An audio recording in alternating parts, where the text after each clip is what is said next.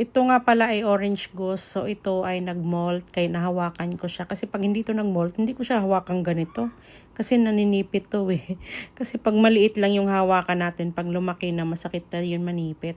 So, yan. Tingnan nyo naman yung katawan gumagalaw. Para siyang jelly is na yan. Kasi sobrang lambot niya yan. Kasi nag-molt nga siya. So, pag may nakikita akong nag-molt, hinihiwalay ko na agad. Kaysa naman makain ng kasama. Di ba sayang? Ang ganda ng kulay nito. Batik-batik to na pagka-orange. Kaya ang ganda nilang hawakan talaga kasi parang ang lambot. Kaya lang, ingat lang baka malaglag kasi matanggal yung mahati pa siya. So, ayan na nga. Tingnan nyo naman yung katawan. Ang lambot. Ayan, no.